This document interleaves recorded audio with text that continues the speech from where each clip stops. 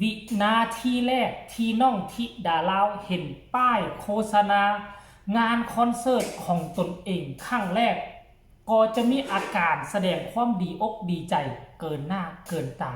เป็นตาฮักเป็นตาแพงในแบบน้องธิดาลาว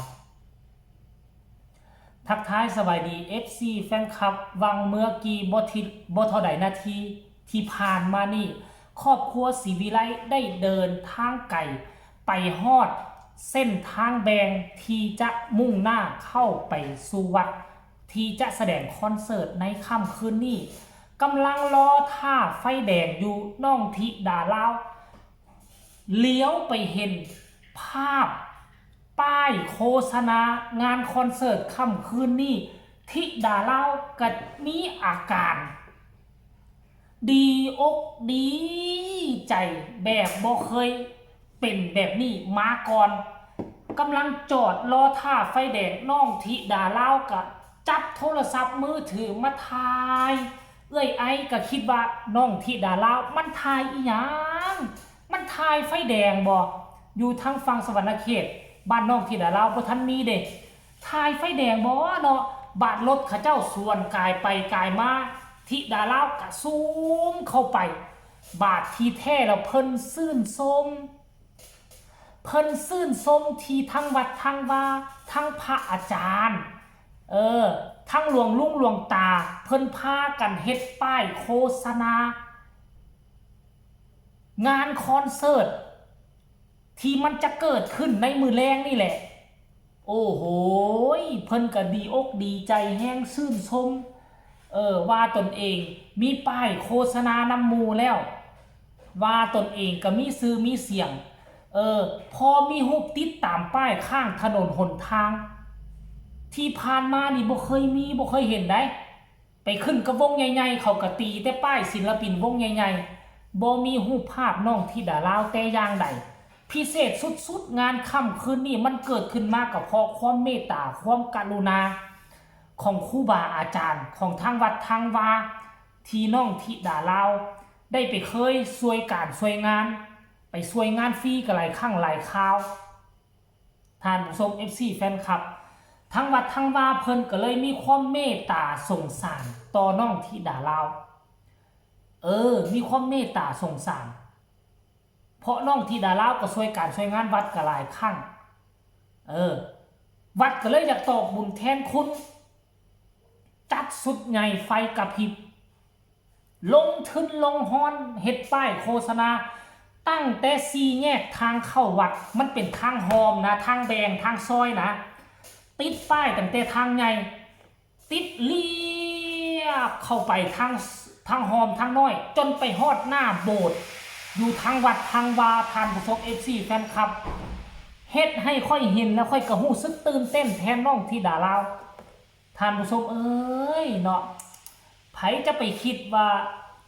น้องธิดาลาวก็จะมีวันนี้คือเขาเส้นเดียวกัน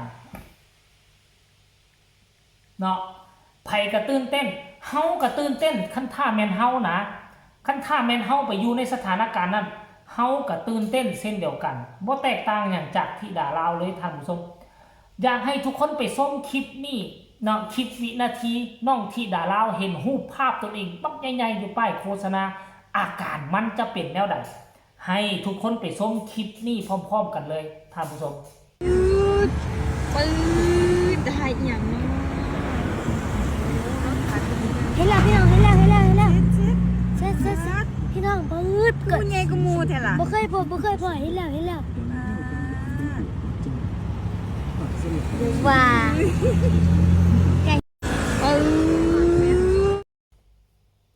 เห็นบ่ทุกคนมันอาจจะเป็นคลิปสั้นๆคลิปน้อยๆแต่ว่ามันแสดงถึงความรู้สึกที่มาจากก้นบึ้งของหัวใจของเด็กน้อยบ้านนอกคนหนึ่งสมัยก่อนตอนอยู่ลาวนะมีแต่ตั้งกล้องโทรศัพท์ขึ้นทั้งซากหลังก็เป็นฝาเฮือนโปดของพ่อของแม่ทั้งซากหลังบางมือก็เป็นทงไฮทงนาแล้วก็ห้อ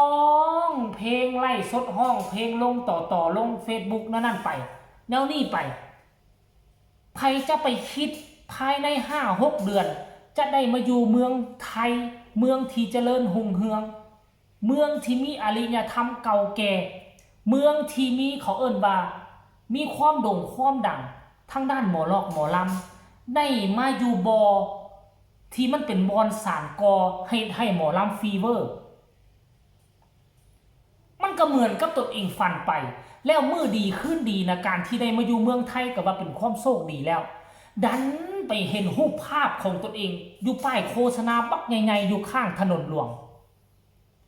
แม่นผู้ใดจะบ่ดีใจ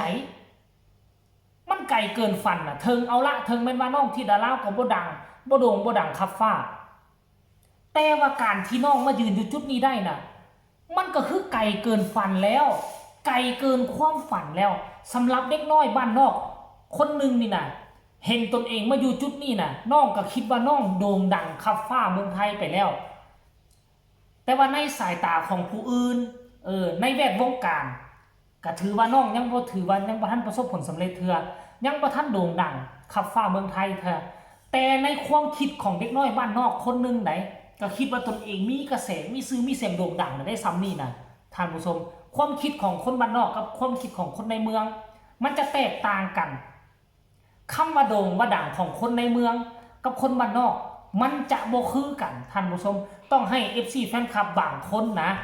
ต้องได้ให้ทำความเข้าใจนะบางคนก็สิว่าโอ้ย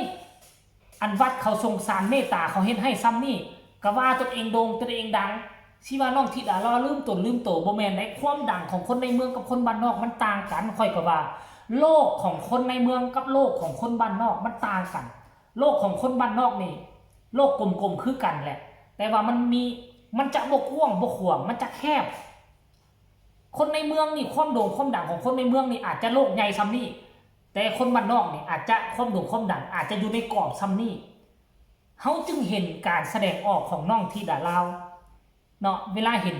รูปตนเองขึ้นป้ายโฆษณาก็เลยแสดงมีความภาคภูมิใจในกรอบของบ้านฮัก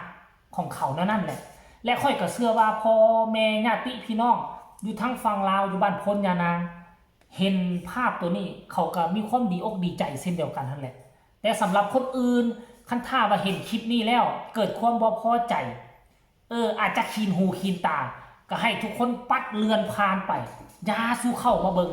คันถ้าเข้ามาเบิงย่ำใดจังหน่อยเจ้าจะเข้ามาคอมเมนต์อีกดูหมิ่นดูถูกน้องธิดาลาวอีกจังหน่อยมันจะเกิดประเด็นดราม่ามันจะบ่ดีต่อสองเมืองสองฝ่ายท่านผู้ชม FC แฟนคลับค่อยก็หวังว่า